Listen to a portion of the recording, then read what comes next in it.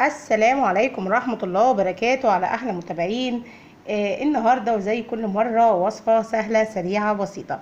النهاردة هنعمل مع بعض يا جماعة أكلة بصراحة ملهاش حل، حلوة جدا جدا جدا، قيمة غذائية عالية قوي. ومش هتاخد مننا ولا وقت ولا مجهود، وسريعة جدا في السوا بتاعتها.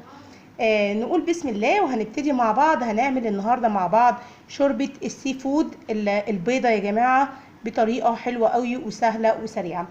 نقول بسم الله. عندنا هنا مقاديرنا يا جماعة.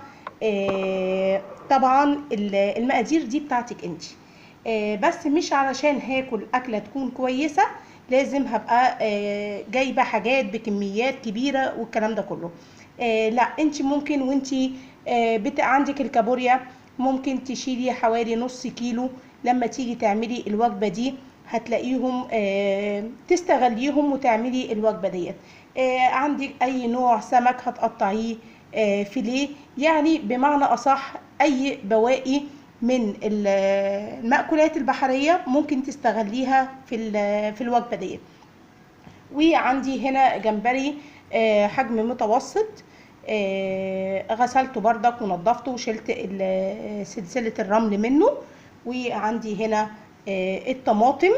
طبعا الطماطم في شوربة السي فود بتبقى حاجة جميلة جدا، وطعم ومذاق تاني خالص، حلو قوي، بتعمل تيست حلو قوي في شوربة السي فود.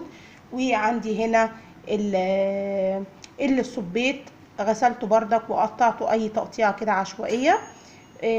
واي حاجة متوفرة عندك من المأكولات البحرية ممكن تستغليها وتضيفيها في طبقنا النهاردة.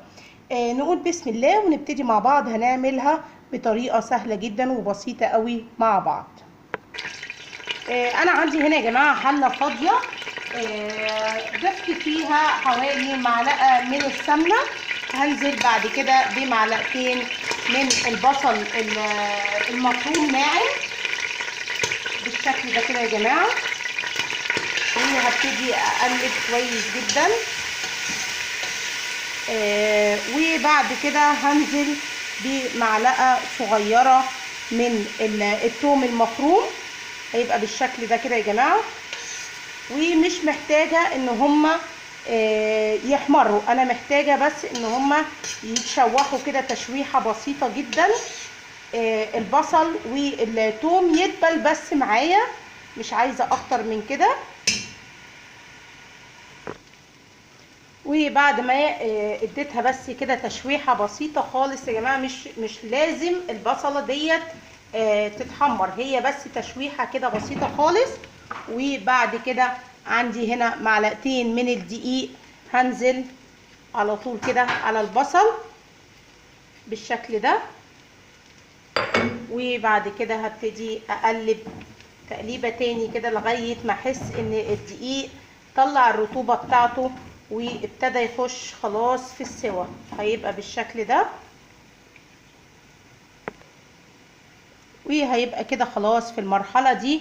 هبتدي اتأكدت بس ان الدقيق خد تشويحة كده معايا. هنزل بعد كده على طول بالكابوريا. وانا بفضل احط الحاجات اللي يا جماعة اللي هي مش متقشرة الاول علشان الحاجات الباقية ما تتهريش معايا.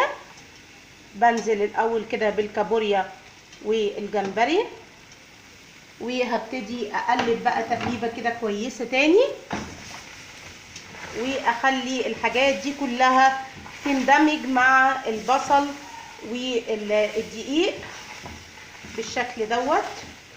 دي يا جماعه اسهل طريقه لشوربه السي فود، طريقه مش معقده بحيث ان هي ما تاخدش منك ولا وقت ولا مجهود، وفي نفس الوقت النتيجه روعه وممتازه جدا. هيبقى كده يا جماعه بالشكل ده. وهبتدي انزل بقى، هي تقليبه بس بسيطه، وبعد كده هبتدي انزل بقيه المكونات بتاعتي، هتبقى بالشكل دوت. وادي بردك تقليبه تاني بحيث ان كل الحاجات اللي عندي تمتزج كده مع بعض بالشكل دوت.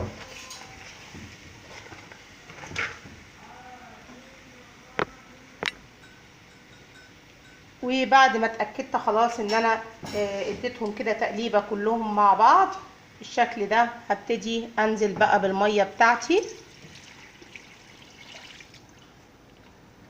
هيبقى كده يا جماعه. ومش هعمل اي حاجه تاني ولا هضيف اي حاجه تاني دلوقتي. لازم الميه بتاعتي دي يا جماعه تغلي الاول، وبعد كده ابتدي اضيف بقى الاضافات بتاعتي اللي انا عايزاها. هيبقى كده بس. ومش محتاجه الميه تبقى اكتر من المكونات بتاعتي. هيبقى كده الميه ما تغطيش المكونات بتاعتي. وبعد كده لازم تغلي كويس قوي لمده 5 دقايق بعد الغلي. وبعد كده اضيف بقى الحاجات اللي انا عايزه اضيفها. وهتبقى كده يا جماعه في المرحله دي اول ما كده ابتدت تغلي حوالي 5 دقايق، هيبقى وادي لونها اهو يا جماعه، ما ضفناش اي لون ولا اي حاجه. هي كده بتبقى لونها طبيعي. تنزل الجمبري ينزل البهاريز بتاعته، واللون دوت هيبقى ده اللون بتاعها الطبيعي. هبتدي بعد كده هضيف نص معلقه بس من الكمون، و معلقه من الملح. وعندي حاجه بسيطه جدا جدا تدي بس طعم كده وتست بسيط من بهارات السمك. وهبتدي بقى اقلب كده بالشكل ده. وهيبقى عندي اخر حاجه معلقتين من الكرفس اهم كده يا جماعه، هيبقى بالشكل ده. وهبتدي اقلب بقى تاني تقليبه كويسه جدا، هيبقى بالشكل ده لحد ما اظبط بقى الملح بتاعي وتبقى كده خلاص مظبوطه خالص. هبتدي هطفي عليها او قبل ما هطفي عليها كده ب5 دقايق بس. طبعا الحاجات دي كلها مش بتاخد سوا. في المرحله دي اهي كده خلاص. هبتدي اضيف اخر حاجه معايا 2 كوباية من اللبن.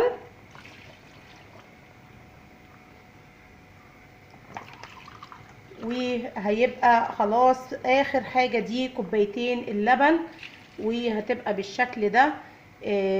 هتبتدي تتقل بقى معايا يا جماعه، هيبقى كده ده شكلها.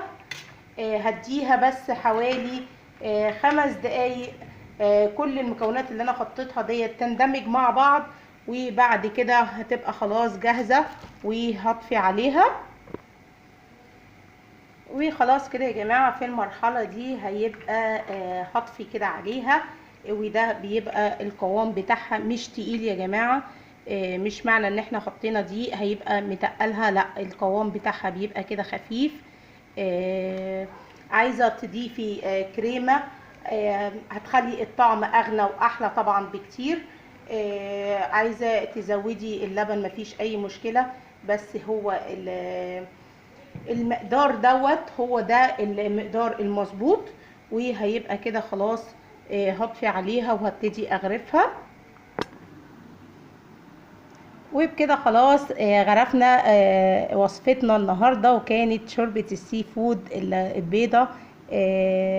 وكانت سهله وسريعه وبسيطه وما خدتش مننا اي وقت ولا مجهود. يا ريت تجربوها بطريقتي، حلوه جدا وعن تجربه هتعجبكم جدا جدا. يا ريت الكل يجربها.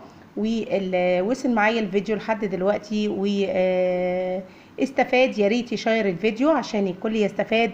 واللي لسه ما اشتركش في القناه يشترك ويفعل الجرس عشان يوصلوا مننا كل جديد. كل وصفاتنا سهله سريعه بسيطه. والسلام عليكم ورحمه الله وبركاته.